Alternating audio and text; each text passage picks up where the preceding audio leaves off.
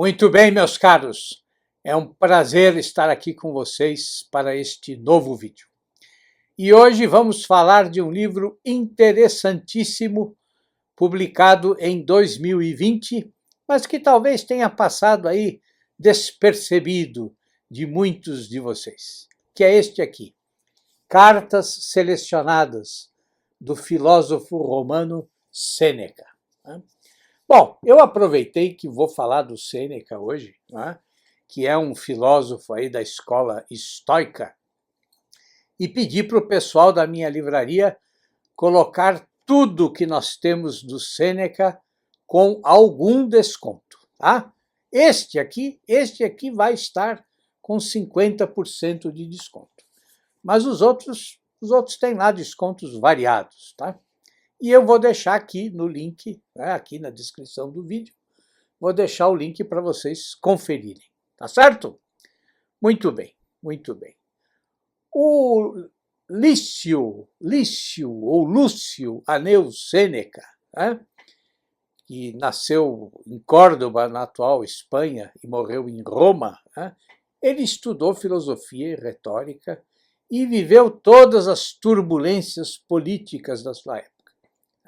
Experimentou o exílio, depois foi nomeado tutor de Nero, e anos depois, em 62 depois de Cristo, ele se retirou da corte para se dedicar à meditação e à escrita das suas obras filosóficas. Mas acabou se envolvendo lá numa conspiração, foi descoberto e então recebeu a condenação de morte por livre escolha. Ou seja, ele tinha que morrer e cabia a ele escolher a maneira de dar fim à própria vida. E ele, então, decidiu cortar os pulsos. Bom, o Sêneca deixou uma obra significativa, uma obra que inclui aí tratados, diálogos, análises de fenômenos naturais, sátiras e também tragédias.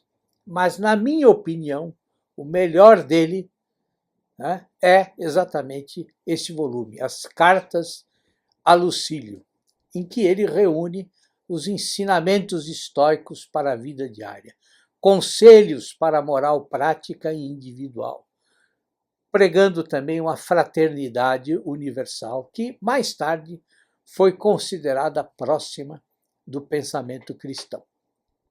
Ele prega a renúncia dos bens materiais, o domínio das paixões, a indiferença diante das imposições do destino e também afirma a dignidade da natureza humana e a obrigação que nós temos de respeitar os humildes.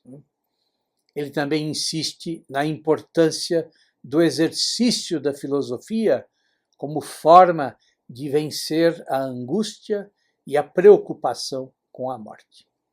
E todos esses temas, e muitos outros, estão nas Cartas a Lucílio. É um conjunto de 124 cartas, das quais, neste livro, vocês encontrarão 9, que foram selecionadas pelo organizador e tradutor, que é o Aldo Dinucci. Há em português uma edição completa das cartas, publicada pela Fundação Calouste Gulbenkian de Portugal, que eu tenho aqui. É uma edição maravilhosa, mas infelizmente está esgotadíssima. De qualquer forma, as 9 cartas deste volume vão servir como uma boa introdução ao pensamento do Sêneca. Bom, os estudiosos se dividem aí em relação a um determinado aspecto das cartas.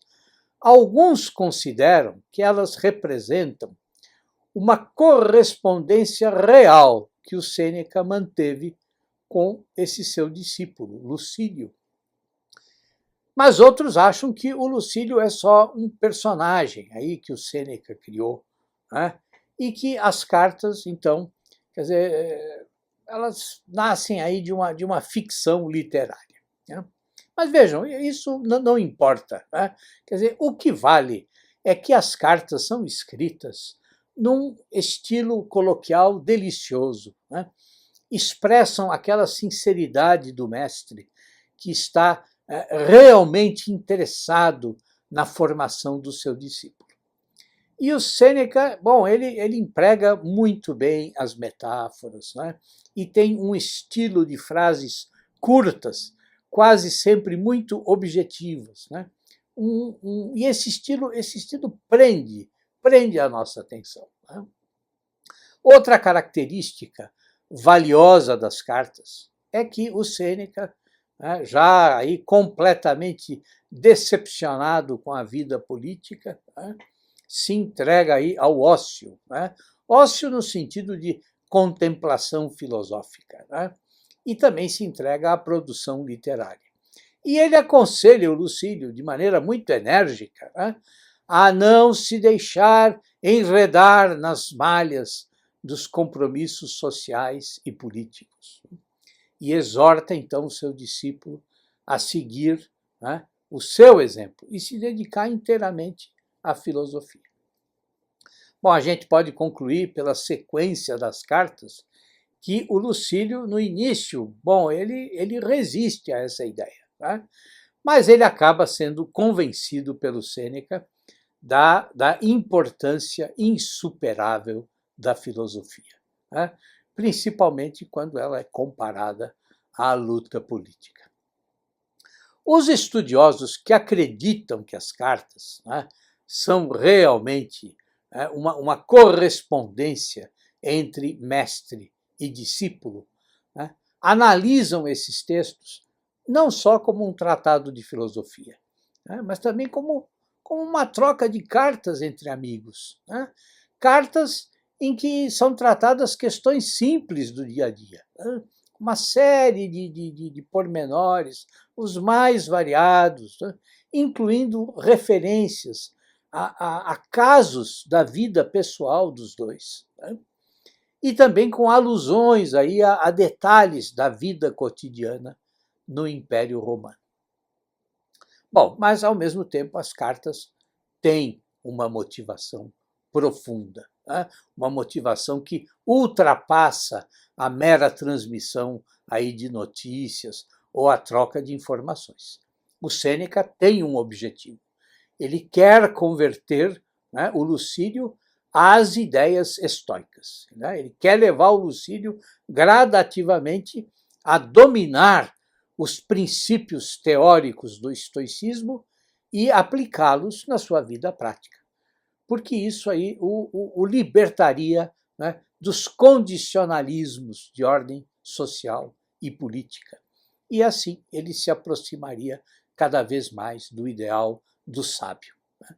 Então vejam que as cartas são textos de direção espiritual, né? São exercícios de meditação, nos quais muitas vezes o Sêneca discute problemas de ordem filosófica. Mas é importante perceber que essas questões filosóficas, elas nunca estão desligadas da realidade, né? O Sêneca, bom, ele se interessa assim pela teoria, mas só na medida em que ela é aplicável à vida real, né? Só na medida em que ela pode ser interiorizada e moldar a conduta, o comportamento do ser humano, né? Bom, isso inclusive acontece nos diálogos que ele escreveu, né? Quer dizer, e nos tratados. É como se os tratados fossem cartas um pouco mais longas e as cartas fossem tratados aí resumidos, né? Então, os ensinamentos que ele passa para o Lucílio, esses ensinamentos nunca assumem um caráter aí sistemático, tá? Quer dizer, eles não têm uma índole dogmática, não, mas eles estão atados à realidade, né? Eles acompanham a vida do Lucílio e a sua evolução no aprendizado das ideias estoicas. E isso produz outra característica interessante. Quer dizer, a gente pode acompanhar as dúvidas, as contradições, as fraquezas momentâneas do Lucílio, né, e também o seu esforço sempre renovado para alcançar a sabedoria. Bom, e as cartas desse volume foram muito bem selecionadas. Tá? A primeira carta, é a carta 9, né, trata da relação que há entre sabedoria e amizade.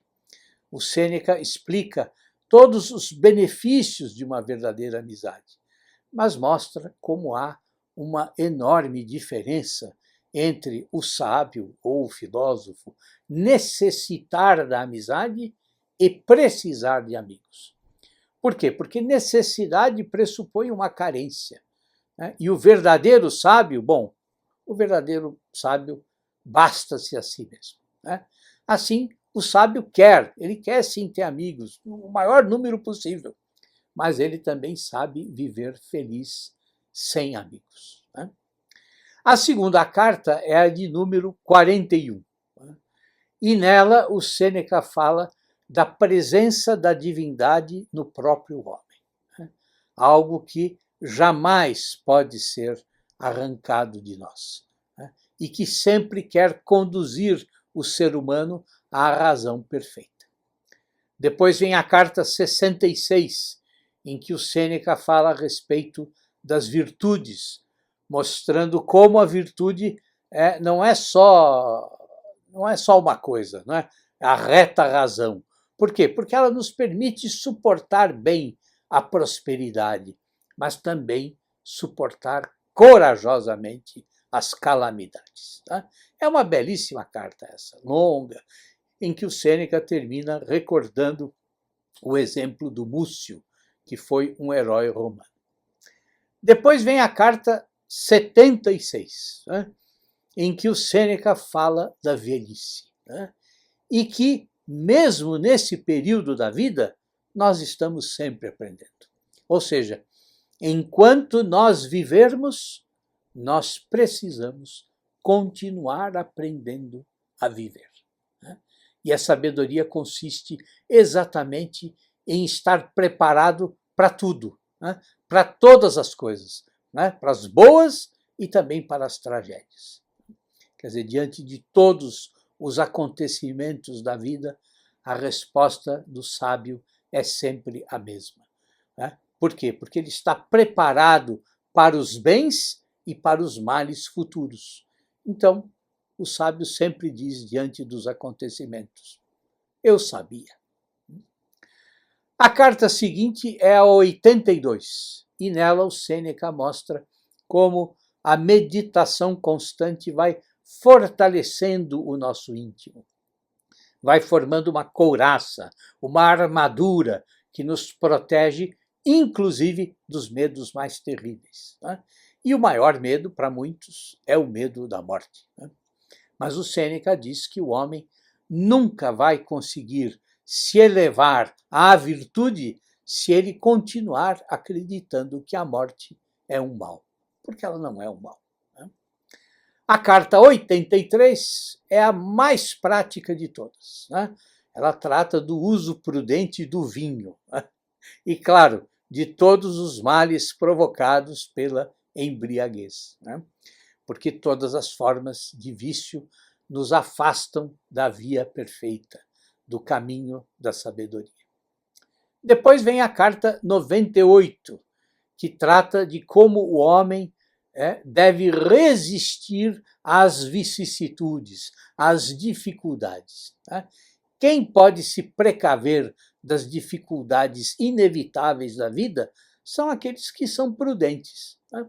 Aqueles que evitam as situações ruins. Mas também são aqueles que não sofrem antecipadamente. Né? E também aqueles que, diante de uma dificuldade, conseguem suportar tudo com altivez, sem lamúrias, sem reclamações. Né? A carta 103 é brevíssima. O Sêneca instrui o Lucílio no sentido de que não adianta nada se preocupar com os males que podem ou não podem acontecer. E que o verdadeiro refúgio do homem é a filosofia. Né? Mas não qualquer filosofia. Uma filosofia sem arrogância, né? Uma sabedoria sem pompa, uma sabedoria que não desperte a inveja dos outros homens. Né? Bom, e aí então nós chegamos à última carta, né? A de número 107. E nela o Sêneca diz que a vida é uma viagem difícil, mas que precisa ser atravessada. E que nós devemos estar preparados contra todas as coisas, porque muitas delas, bom, não podem ser mudadas. Então é preciso que o destino nos encontre sempre prontos, sempre diligentes, sempre atentos, aceitando a natureza das coisas e julgando de forma lúcida a ordem do mundo, ainda que essa ordem não seja boa para nós. Né? Ou, como dizia outro grande estoico, né, o imperador Marco Aurélio, é preciso saber tratar com indiferença tudo que é indiferente. Né? Olha, eu sinceramente espero que este pequeno volume de cartas provoque em vocês o que provocou no tradutor e organizador, o Aldo Dinucci. Né? Porque ele diz no prefácio que conheceu a obra do Sêneca num período da vida em que ele passava por grandes necessidades. Né? E que nessa época ele não tinha ninguém que consolasse ele ou que desse bons conselhos para ele. Né? E que foi o Sêneca que ajudou ele a ultrapassar, a vencer aquele momento difícil da sua vida. Ou seja, como toda grande filosofia, as palavras do Sêneca podem também curar o homem, podem conceder a ele uma nova perspectiva de vida, né? Que não se resume aí a meras palavras, a meros conceitos, mas que produz uma vida nova. Né? Uma filosofia que não é feita de belos conceitos, mas que produz uma mudança de comportamento, né? Que leva o homem a ter uma vida sábia e virtuosa. É isso, meus caros. Espero que vocês tenham um ótimo final de semana. E tudo de bom para vocês.